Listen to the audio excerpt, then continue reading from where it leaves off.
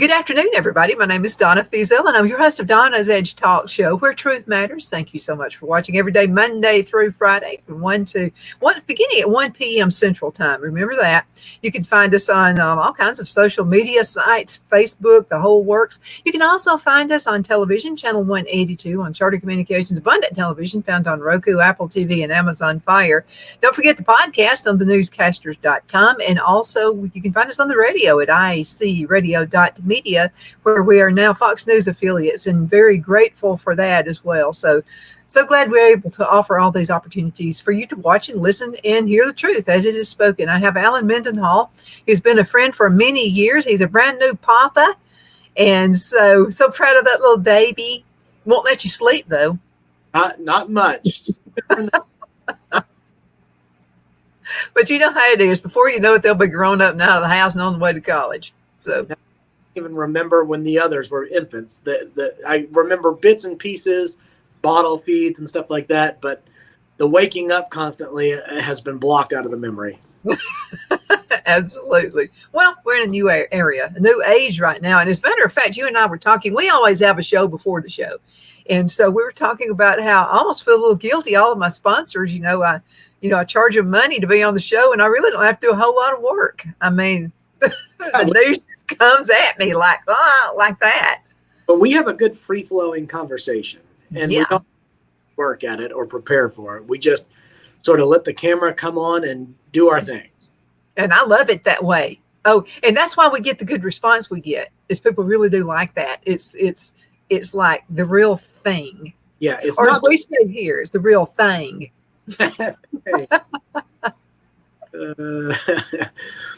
Well, we have to talk about the election because just too much has gone on since. Too much. I mean, we're sitting here just a week after the debates, and the Democratic Party is in disarray. The media, including every legacy establishment like CNN and MSNBC and the New York Times and The Economist, are calling for Joe Biden to step aside. And this is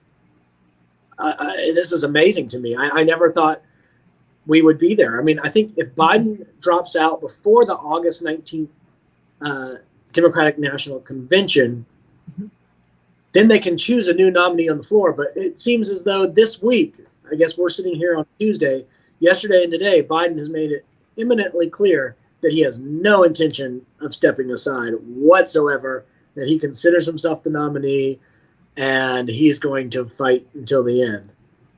Well, let me ask you a question, and I've asked this on several occasions. Okay, do you think he really is mentally ill? Do you think he has dementia or something? Or is it just plain evilness that's driving him? People can be really evil and be forgetful because they have to remember every lie they've told. Well, it's funny that Biden likes to call Trump a liar when Biden is, a serial liar. He's a compulsive liar, and it's well documented. People know that he's a liar, and even his Democratic allies acknowledge his lies, but write it up as this, that's quirky Joe. That's his thing. And stuff like that. It's just Joe being Joe. I've heard that so many occasions. Yeah, but at a certain age, we all lose our sharpness a little bit, and I think Biden clearly isn't as lucid as he once was. I think there's plenty of evidence that regular doctor's visits indicate some degree of concern among his closest aides. So, I'm no medical expert. I don't know what's going on with the president, but I do think he has some sort of mental impairment, and maybe it's just natural from the course of aging, and maybe it's something more serious than that. But he does not seem to be mentally fit for the presidency. Well, he also makes this statement quite often that we don't need a criminal in the White House, but his son is apparently one of his advisors who's a criminal. Yeah, and remember when they found that giant bag of cocaine in the White House, and it was nobody? How did that happen? It's unbelievable. But all the talk about Biden's mental impairment echoes the concerns of the Hur report, the Robert Hur report, when the Department of Justice Special was investigating Biden's collection of classified documents and how he had come about getting those and whether he'd committed a crime. Mm-hmm. And Biden got away with not being a criminal because of this mental impairment. It was the reason why her gave for giving him a pass, essentially. And so Biden got off on that level, and now now wants to just proceed on as if that didn't happen. Yes, but I remember I had you on the show right after that. And I remember you stating this, which is the absolute truth about it. You said, well, if he's not able to, I mean, how can he run the country if he is not able to stand court because of his mental problems, issues, or whatever? Then that should mean you can't be president of the United States. A lot of people have said that, you included.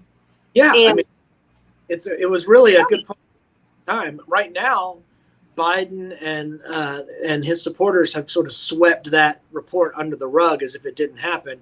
But now everybody's talking about it. People are talking about invoking the 25th Amendment, which is amazing. And it's not just Republicans. I think Republicans actually talked about doing that after the Her report, and has recently talked about it. But numerous Democrats are talking about it now.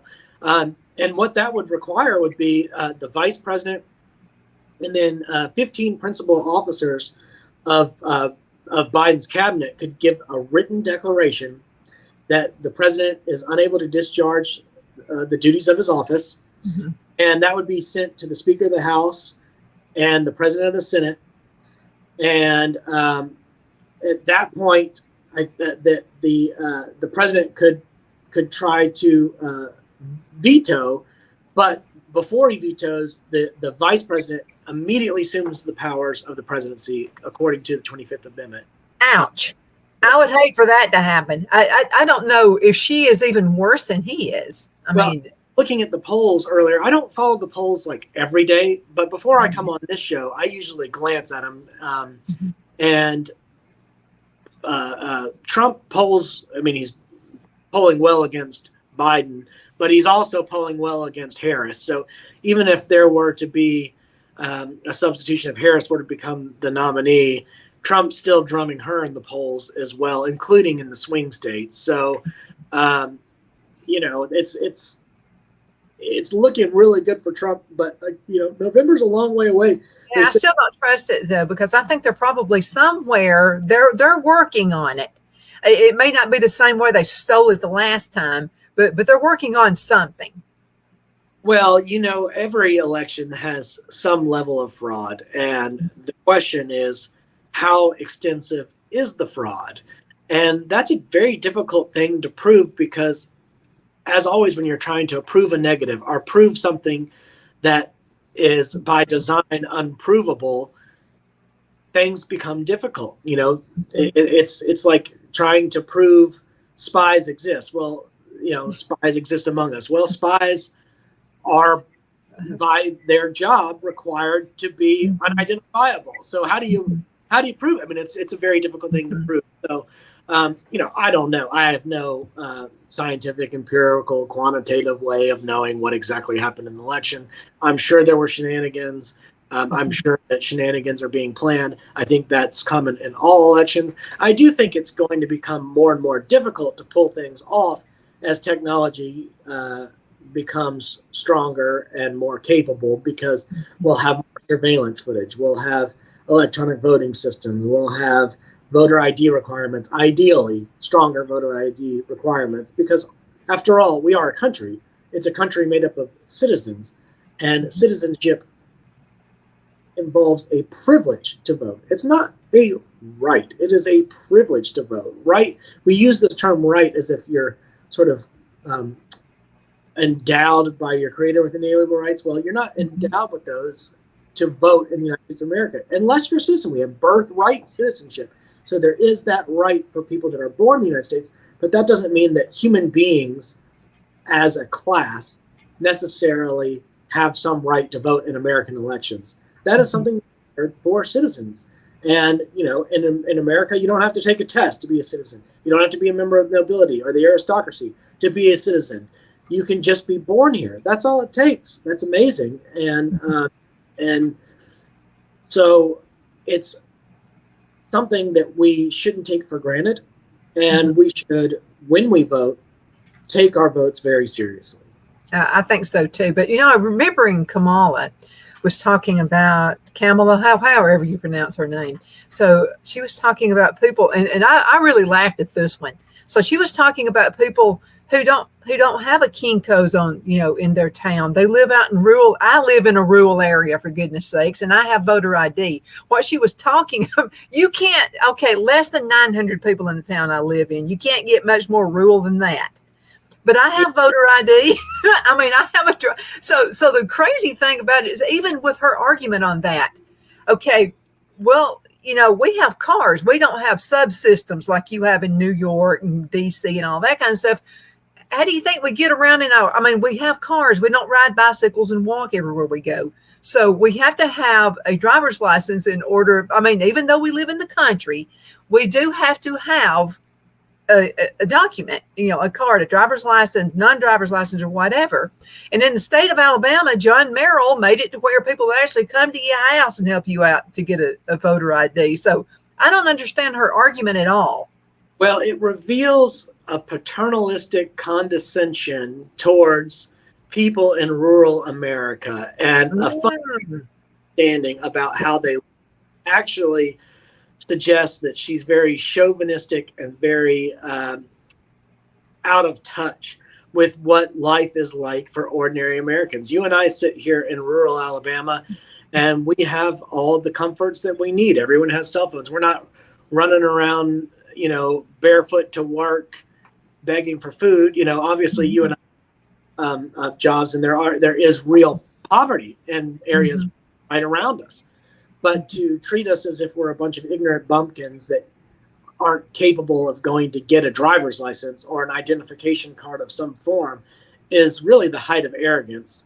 And she does it to score political points, but they come at the expense of ordinary Americans who do live in communities like ours, who are being belittled and caricatured and treated as incapable people with no agency whatsoever, who need the external rescue of forces.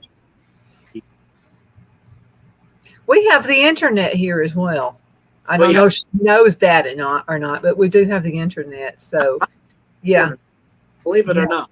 Go figure. Go figure on that. Let's talk about the debate a little bit. Now, prior to the debate, so the left were out there saying we were making this stuff up, that, it was almost like we were doing sound bites, even though you would see like an entire 10 minutes of Biden speaking. Okay. You would watch him falling up and down the stairs, and we were seeing all this stuff, but they were acting as if we're making this stuff up.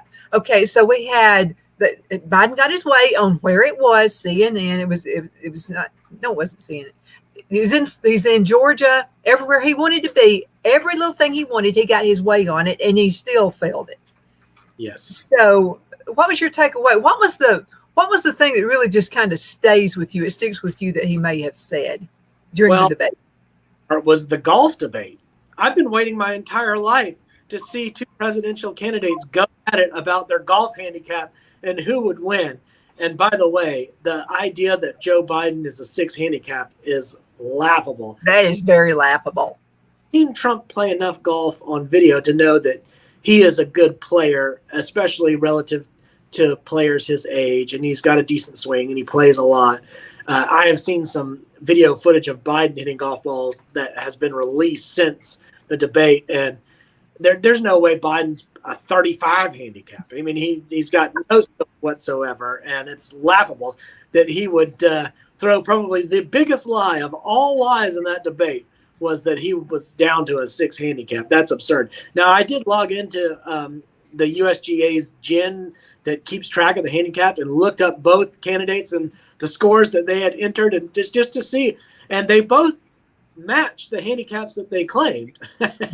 But whether the handicaps actually, in fact, reflect their skill level, I don't know. So the golf part of the debate stood out for me. As a golfer, I enjoyed that. I've been waiting my whole life. I really want a televised match between Joe Biden and Donald Trump on the golf course. That's what I want. I don't want them to debate. I want them to go out and play each other 1v1 match play, 18 holes at Pebble Beach or something.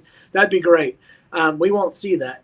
But the other thing that stood out to the debate a little bit more seriously is that Donald Trump really didn't have to do anything to win. He could just smile and be sort of restrained. And he didn't have to throw punches because Biden was his own worst enemy. Biden, even when he did speak, was incoherent, rambling, and ineffective. And I also think that split screen format really helped Trump because the contrast between the decaying, decrepit Biden and sort of energetic, lively Trump was there for everyone to see, and it's very beautiful. It was a beautiful thing. It was beautiful, and I'll tell you what really hit me. I love this part right here, and this is where, of course, he was mumbling through the whole thing. But anyway, he was mumbling. Nobody could understand it, and Trump just he just goes, and he looked at him like that. And then when they came to him, he said, "I don't know what he said, and I don't think he knows what he said." It was like raw Trump. I mean, no one can say that was a sound bite. I mean, there is no way because it's on their footage. I mean, everything about that entire debate was on the footage of CNN. So, I mean, you can't argue it. No, and I don't think anybody is. I mean, I think the response from the media here, several days later, almost a week later, is evidence enough that Biden tanked in that debate. And whether he'll actually do another one remains to be seen. I'd be shocked if his aides let him do it. But, that's so far down the road. I mean, that's after the August 19th Democratic National Convention. So, we don't even know whether Biden will be the candidate by then. But it does seem here again on Tuesday of this week that some of the cries for Biden to step down are softening, and even like Ocasio-Cortez is trying to back Biden now, which I find to be astounding.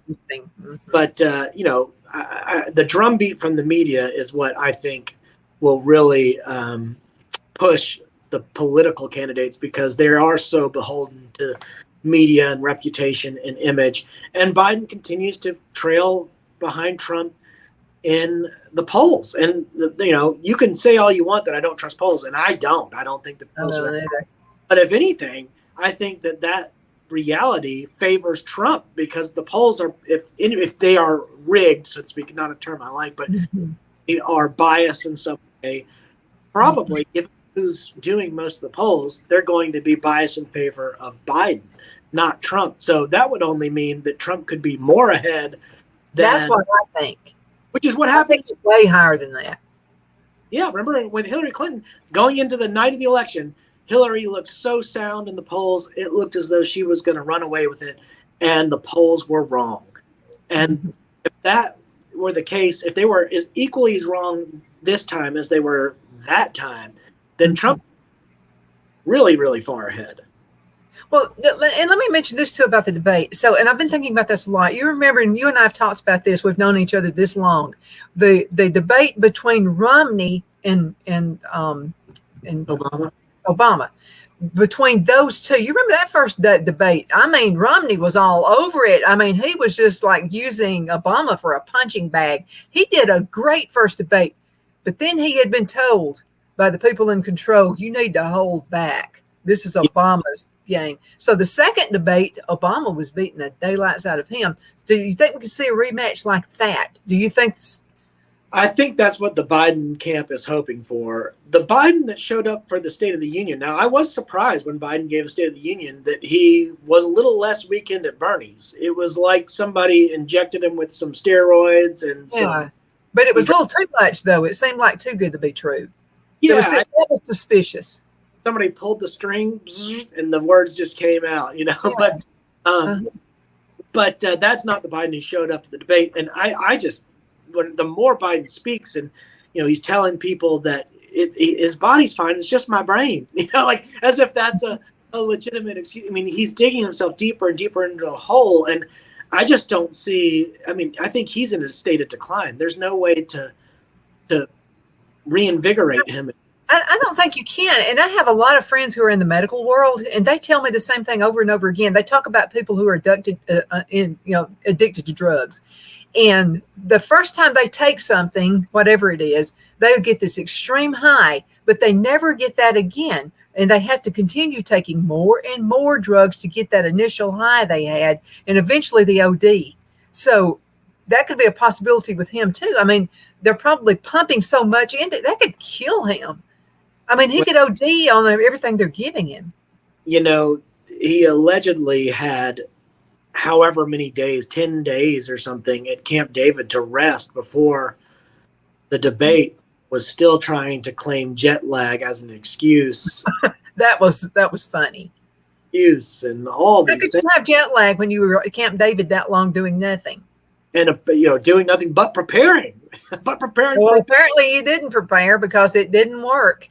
Well, I think he prepared, but he just that was the best version of Joe Biden that there is.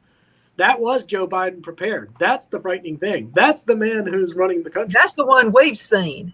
That without the rose-colored glasses on. We've seen that Joe Biden without sound bites, without anything. I mean, it's just there. And then he wanted to blame it on his handlers. I mean, that's what a narcissist does. A narcissist will blame it on everybody but their self. Well, and that's if Joe Biden were truly a patriotic American, or even a loyal partisan to his political base, to the Democratic Party, rather than an egomaniac, he would do the George Washington thing and bow out gracefully and say, I've done my time. I've committed my service. It's time for me to support the next generation. But that's just not who Joe Biden is. He's really I like to think about Carol Burnett. I've just always loved Carol Burnett. There's so many likenesses we have growing up and that kind of thing. But she stopped at the top of the game. I mean, she had so many viewers right at the top. And so someone interviewed her and asked her, why? You're at the top of the game. Why are you stopping now? She said, that is the time to stop, when you're at the top of the game. You don't want to stop when you start sliding, because that's what you'll always be remembered by. Yep, and a lot of the greats acknowledge that. Look what Nick Saban did. He retired at Alabama before, the NIL thing took football. College. Right. We can't even anticipate yet. And while he was still coaching very strong Alabama football teams, and he knew that it was his time. Mm-hmm. I mean, that's what a very smart person does. Okay, so I'm going to give you another scenario. And I thought about you when this was happening. Okay, so the debate is over. Okay, so Jill has to, walk in because he can't walk by himself. So she has to walk him to the next stage, wherever they are. And she's looking at him. Okay, so let's pretend, Alan, that you had a speaking engagement and your wife was there. After it was over, she walks up to you like you're a 2-year-old and tells you, you did it, Alan. You did. Wouldn't you feel offended? Like, what am I, a 2-year-old? That was when she gave her speech. You answered every question. You knew all the facts. I funny memes on social media going, it was like, what comes home on my 4-year-old preschooler's report card? You answered every. You knew all the facts. Like that. Answering every question is not a huge plus. It's oh my God, you're the president of the United States. Okay, so I was involved when I was in the 4th grade, the school I went to, I only went to the 6th grade. And so I was like, there were 5 of us. There were 4 6th graders, and I was the only 4th grader up there. I contended with them, okay, which was a huge thing. My grandparents were just tickled. They were proud of me. After it was over, they didn't act like that. They just told me how proud they were that I was a 4th grader up there with the 6th graders. I'm just saying, she talked to him like he was she talked to him like he didn't have the mental facility that he should have. I mean, she just did. Then she started on this rant about Trump's a liar. Trump's a liar. So she knew when to stop. Yeah, that was stupid. But then she started running on Trump's a liar, and I'm sitting there and no, your husband is the liar. I don't know why that was the refrain that they thought was going to connect with the American people. And No, Trump's a felon accusation is also not resonating with people, no. and supposed to be a line that really resonates. These things are falling flat, and they're really struggling for a narrative because there's nothing that's catching on, and they continue to lose. And the big thing is that they're losing in states like Wisconsin, Oh Michigan, yeah. Ohio, Pennsylvania, Georgia. I Mhm. hate to say Georgia's a swing state now, but it is. It went Biden in 2020. But in all those states, Trump's winning. And he doesn't even need to win half of those. Uh-huh. If he wins a couple of them, he wins the presidency. And so the Democrats ought to be panicked. But I don't know. There's just such a bizarre situation that nobody seems to be able to unseat Biden or push him aside. You can't. And let me tell you this: my son lives in Raleigh, North Carolina, so he was sending the Fourth of July celebration. And now Raleigh has been known where you really don't even walk around with the Fox logo on your vehicle. My son said years ago when I was a Fox News affiliate, he said you might want to take the Fox logo off your car. Somebody may try to ram into you because it's really that liberal here. So he goes to the Fourth of July celebration. He and my beautiful daughter-in-law go, and he said, I can't believe the young people who are walking around with "Make America Great Again" hats. He said this place has changed. Yeah. Yeah, it has. I think, interestingly, Trump's making inroads among minorities, among the Black population, among the Hispanic population. Despite what you hear, if you listen to NPR, which is so cringy now, I can hardly listen to it, although I do during my commute. They act as if it's a very, I mentioned, a condescending and a paternalistic attitude. It's a very white leftist elite paternalism or condescension where they act like, oh, these Democratic minorities belong to us. These are our Blacks. These are our Hispanics. And they do what we tell them to do. And they are part of, and like they think that they're just little puppets for themselves. It's a horrifying attitude and profoundly racist. And it amazes me that these same hosts will treat these minority communities as their little pawns in one segment, and then in the very next segment talk about the racism of Trump supporters, et cetera, et cetera. Meanwhile, these minority communities are beginning to flock toward Trump. And I think they're beginning to see these rich, white, northern elites for what they are, which is they're fundamentally racist, and they have a superiority complex. They think they're better than everybody else, and that they're right about everything. And kind of arrogance, and what they really are after is the concentration of power. They want to maintain power, and they want to control the political scene. Mm-hmm. Well, think about this. My daughter-in-law is from Russia, and she would never think of voting Democrat ever. She was one of the first people who, when Trump ran the first time, she loved Trump. I mean, she was just all over it. And she said, I just left a country that was a socialist. Well, she didn't just leave. She was brought here when she was 9 years old, but she was old enough to remember how it was living there. And she said it wasn't a good thing. No. It was not a great place to live. And funny is you'll hear, I was just reading an article this morning where a leftist journalist was accusing Donald Trump of taking a step toward fascism for purporting to want to abolish the Department of Education. And I'm thinking, how is that fascist? He is trying to dismantle a power structure, a governmental controlling agency.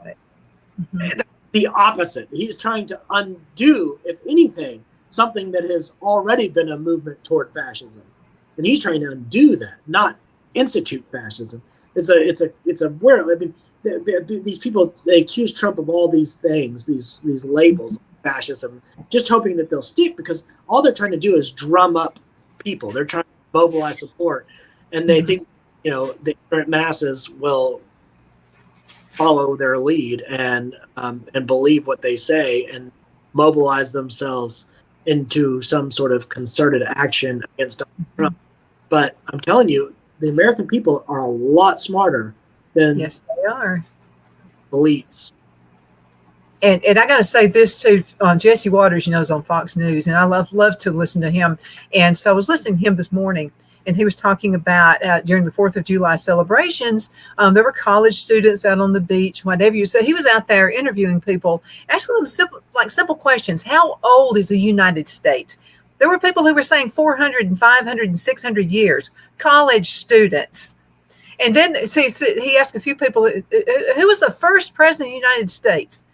One person said Roosevelt, and another person said Abraham Lincoln. I mean, it was just all over the board. One person actually answered George Washington.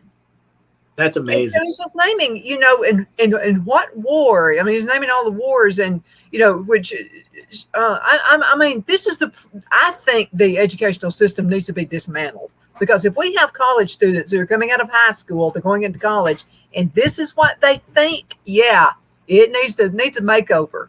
Well, and you can see that the parents who care a lot about education, whether they're left or right, have supported this school choice movement. And in particular, it's been popular among African American communities that feel as if they have children in failing schools who are stuck there, and they want to get them into schools because they're hoping for a better life for their children than the ones that they have led.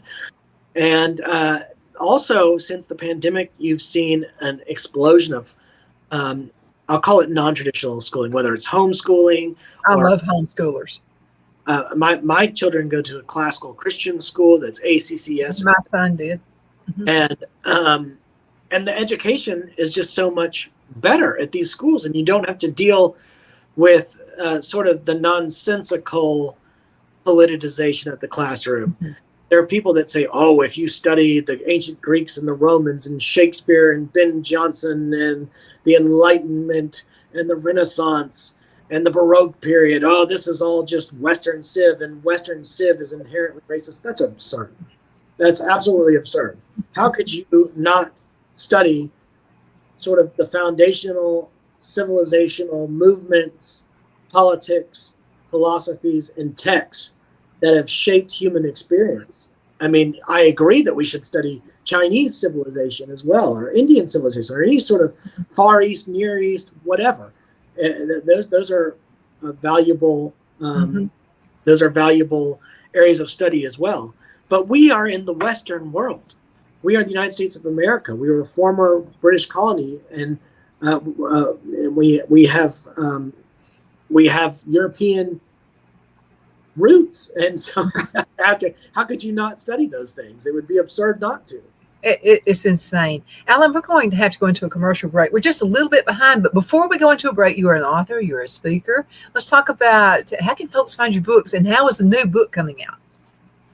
Well, I just came out with an edition with a guy named Marcus Witcher, who was at Huntington College. He's since moved to West Virginia University, and a guy named Blake Ball, who's since moved up to North Alabama.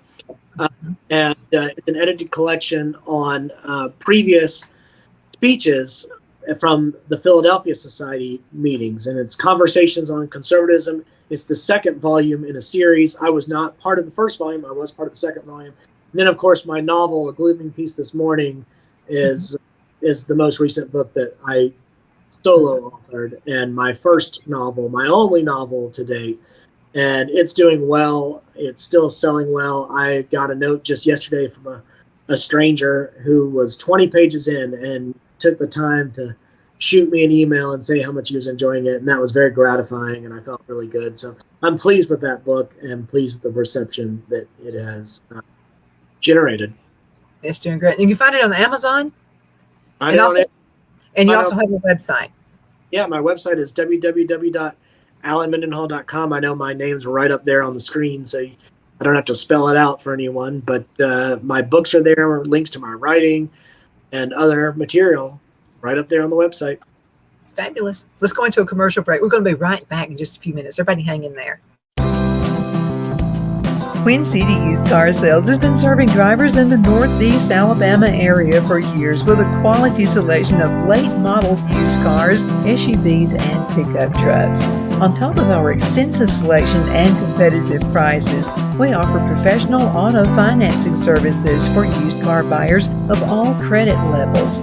Whether you've just begun your search or you're ready to secure your next vehicle, at Twin City Used Car Sales, you will drive away with the vehicle of your dreams.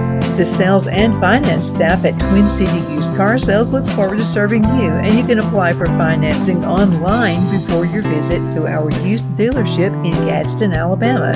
Check us out on the web at twincityusedcars.com or go by our location at 901 First Avenue, Gadsden, Alabama. We sincerely look forward to serving you.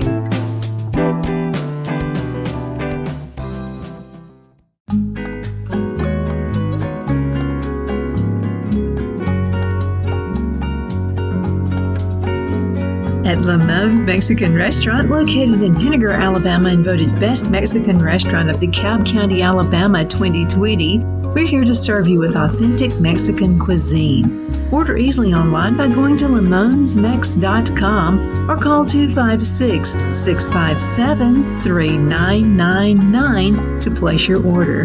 We're open Sunday through Thursday 11 a.m. to 9 p.m. and Friday and Saturday 11 a.m. to 10 p.m. Whether you're celebrating a cozy date night for two or a celebration for a crowd, at Lamone's you'll love our atmosphere and friendly servers. Thank you for dining with Lamone's Mexican Restaurant.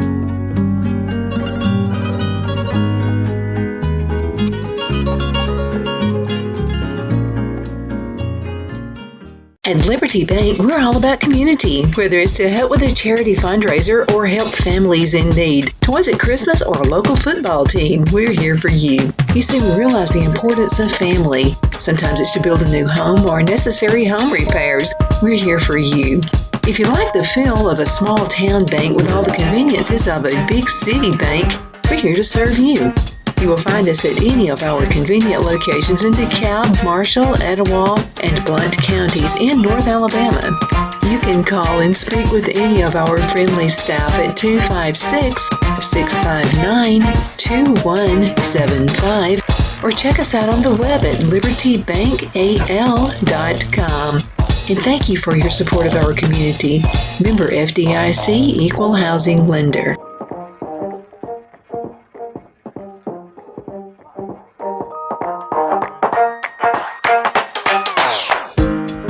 Jeff McCurdy of the McCurdy Law Firm has been a public service of this area for over 10 years.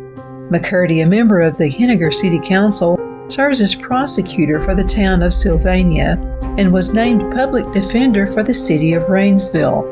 The McCurdy Law Firm is located at 17326 Alabama Highway 75 in Henniger to better represent his Jackson and DeKalb County clients. If you need to be represented by a true public servant with proven success, call Jeff at 256-996-8701 or send a private email to mccurdylawfirm@gmail.com. No representation is made that the legal services performed is greater than the legal services performed by other lawyers.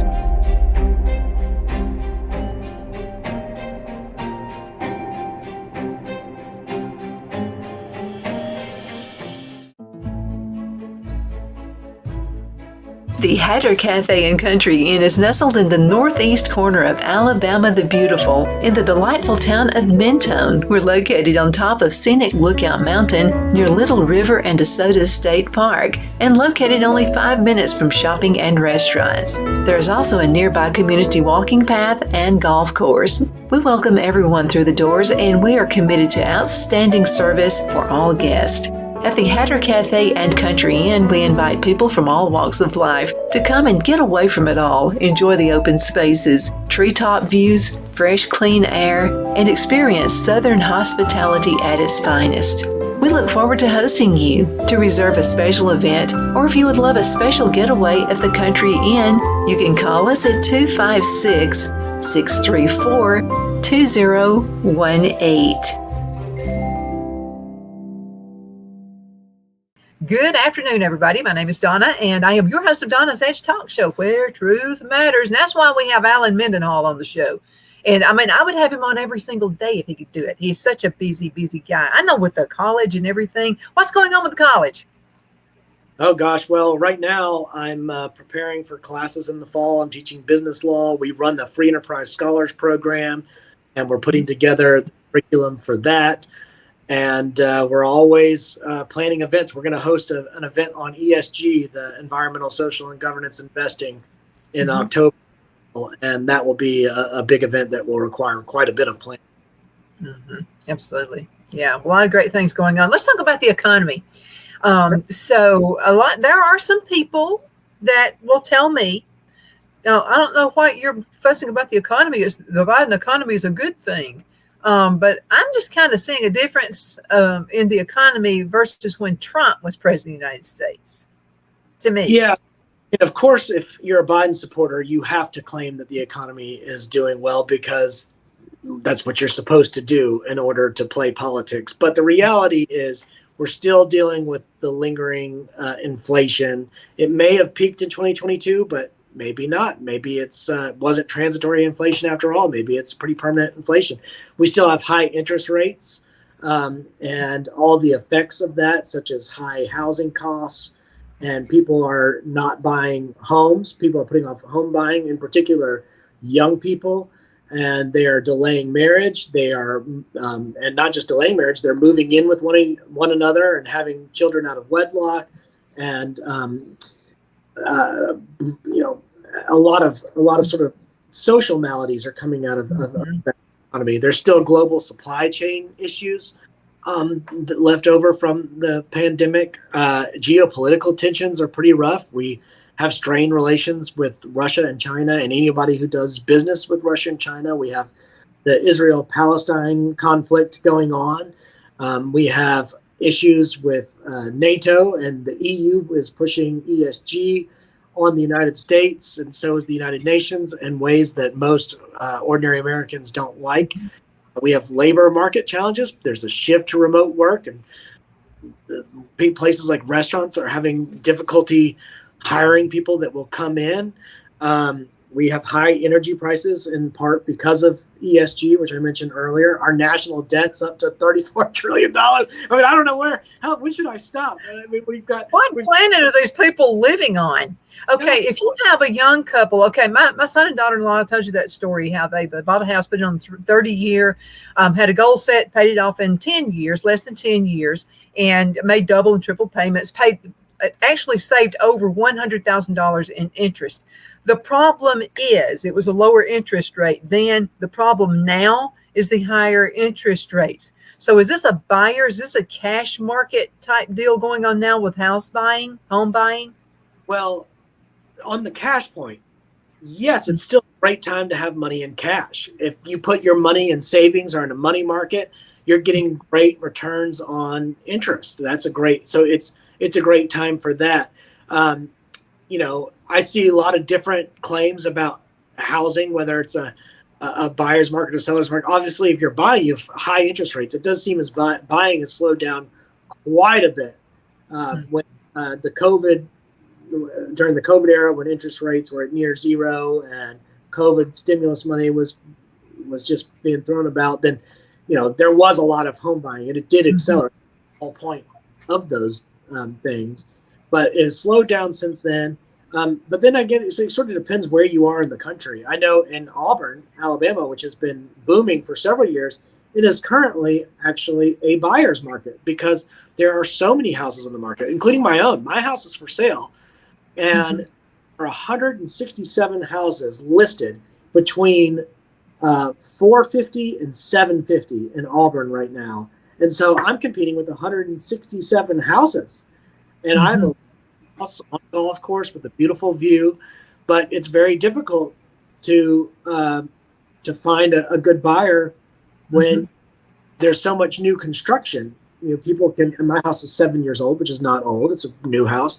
But if you can build a house for the same price and tailor it to your needs and wants, and say you want 4 bedrooms and you want every bedroom to have a bath and you want a swimming pool or whatever it is you want, you can do all that. So the housing market in Auburn is actually not great.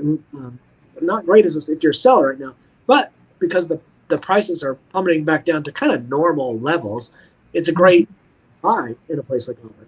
Now, other areas of the country are losing population. The Northwest, the Northeast, and the Midwest are losing population. It's a very different economy there. A lot of people are coming south for college. A lot of people want this SEC football experience, this SEC experience. They don't like the wokeness they see on college campuses. They are disturbed by the anti-Semitic behavior of the protesters that populated all the quads and public spaces on the Ivy League campuses. And they just want to have fun and learn uninhibited, unafraid of those types of harassment and pressure and everything else. They just want to be normal people. And so we're seeing some interesting growth here in the Southeast. I just hope that those states continue to send us their best and brightest, and that the people who leave aren't trying to turn us into the hellhole they're leaving. That's what I'm afraid of.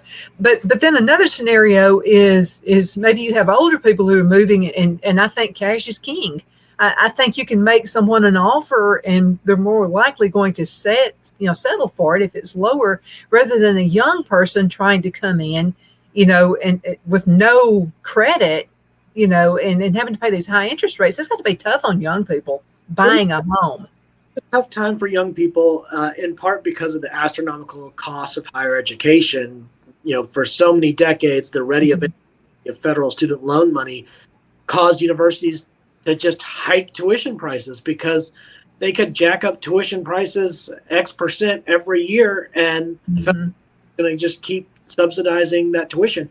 Meanwhile, student loan debt has ballooned to disturbing heights. And so you have a lot of young people who are in a lot of debt, and they've taken on credit card debt because they really studied personal finance or out of just pure necessity. And they couldn't finance their college education by themselves. And they are faced with high interest rates, and they just don't have the ability to buy. As you said, they've got bad or no credit. And the prospect of buying a house is so alien to them, so out of the picture, that they just aren't even considering it. A lot of them are moving back in with relatives or parents and living in the basement. And I don't necessarily think that's a bad thing. I think that's okay. Looks like I may have lost Alan just for a few minutes. So what we're talking about is the young folks who have absolutely no credit. I mean, what are they doing to live? And, how are they going to own their own house? So when Alan comes back, I want to ask him a question. And this is a trend where people will not be owning their homes, and more people will be renting their homes. I mean, that's a thought, because, I mean, if you can't afford it, I mean, you're going to be back in the rental stage of things. The dream, I think, is maybe it's not completely gone, but I think the dream of owning your own home and it being paid for, that could be, somewhere that's going to be out, and we won't see that happening anymore. Alan Mendenhall is with us. Now, Alan is an author and a speaker. I'm waiting on him to come back in. He must be having some internet problems. But Alan is an author and a speaker and a wonderful guy. You'll find most of his books at Amazon, and that's Allen, Allen, Mendenhall. And you can find him that way. You can find all of his books, all of his writings, all of his thoughts, all of everything. So here's what I wanted to ask you, Alan, before you went out.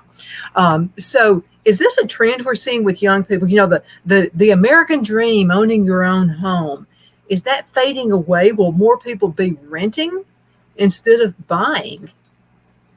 Yes, I think that young people are saddled with student loan debt. They have been dealing with the astronomical costs of higher education that were brought on in part by the ready availability of federal student loan money, and they're faced with high interest rates, and they just can't afford to buy a home. They're not in a position to buy a home. They have little to no credit, And so they're struggling. It's a tough time to be a young person, and there are fewer young people, by the way. And population is on the decline.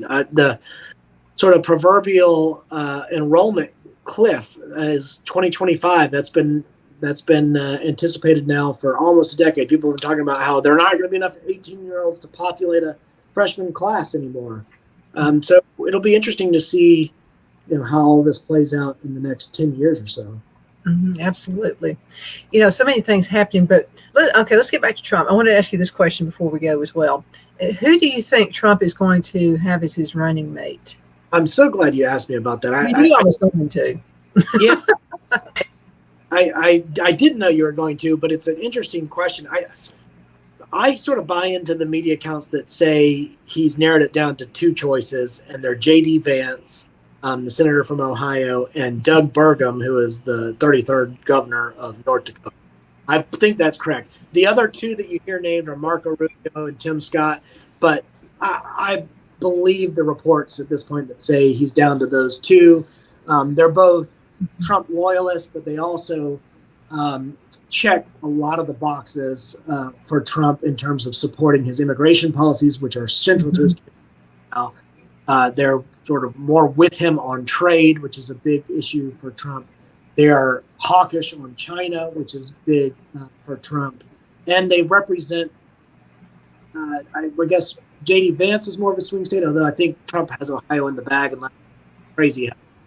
But they represent that sort of Midwest ethos. J.D. Vance has that populist upbringing. He was raised by his grandparents.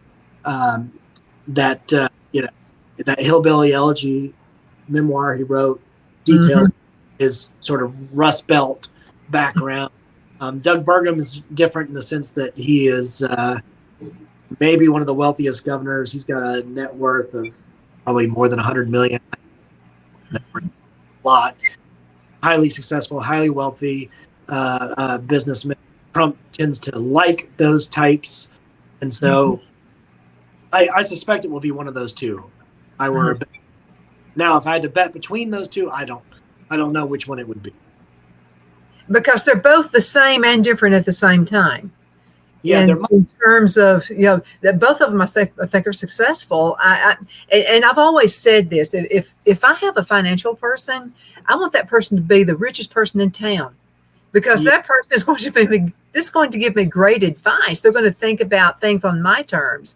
But either one of these correlate in either way, in any way, with Pence. No, they're very. I think both options are very different from Mike Pence. I mean, J.D. Vance, for goodness sakes, he's only like 39 years old.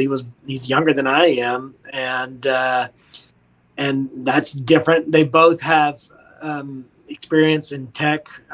Burgum with Microsoft, and J.D. Vance had partnered with Peter Thiel on numerous projects, including projects related to Trump's election into politics. So. They're just different from Pence. They're more sort of entrepreneurial business types than, for example, Pence was. Pence had come a little bit more from that political background. And I'm sure also Trump is looking for someone to be more loyal than Pence was.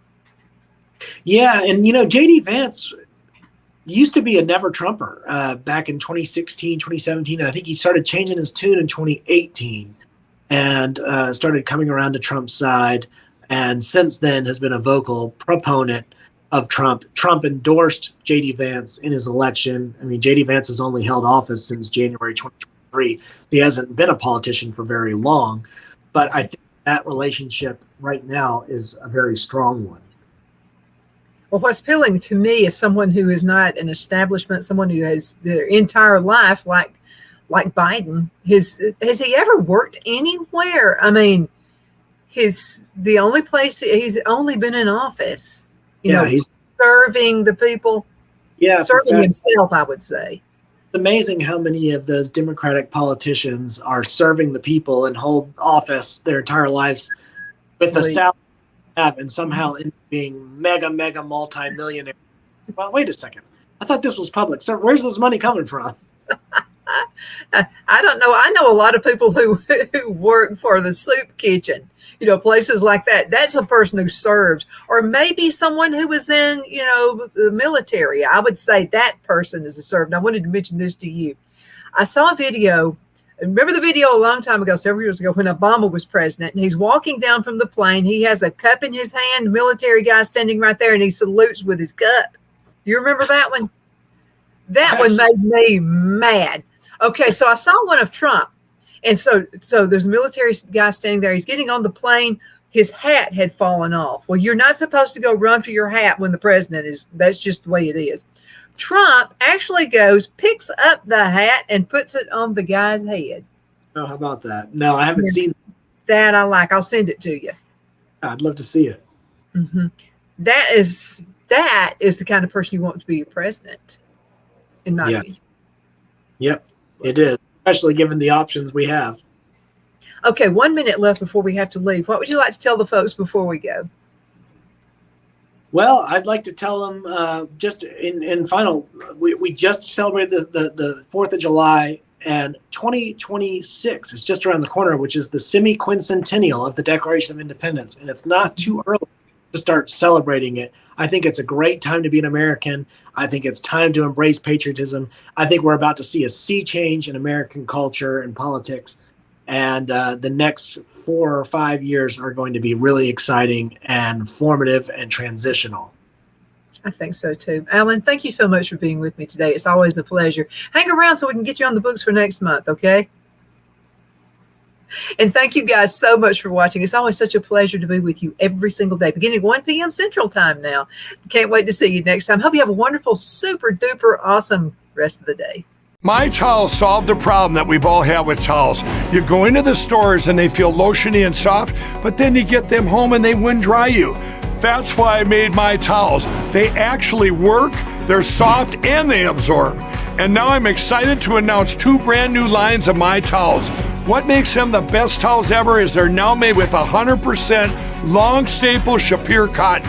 This is a combed ring spun cotton that makes My Towels even softer and more absorbent than ever. And now you get a 6-piece set for an amazing introductory sale price as low as $29.98. So go to mypillow.com or call the number on your screen. Use your promo code to get My Towels for only $29.98. Or you can get my designer premium line for just $20 more. Either way, you save 50% now on all My Towels. They actually work. What a concept. This offer won't last long, so please order now. mypillow.com. The only place I buy my beef is Lone Tree Ranch in Collinsville, Alabama. Their cattle is born and raised on their ranch, grass and grain fed, and you can feel confident when you serve your family and friends because their beef is all natural and no antibiotics or hormones are added. You can buy whole beef or perhaps go in with family or friends and buy half. Their customer service is number 1 as they take care of the delivery to their local processor and can deliver to your home for a small added fee. They also offer herd replacement heifers. I always call Lone Tree Ranch in Collinsville, Alabama for my beef specialty recipes and cookouts, and you can too. Food shortages are increasing, so buy local by calling 256-523-6462. That's 256-523-6462.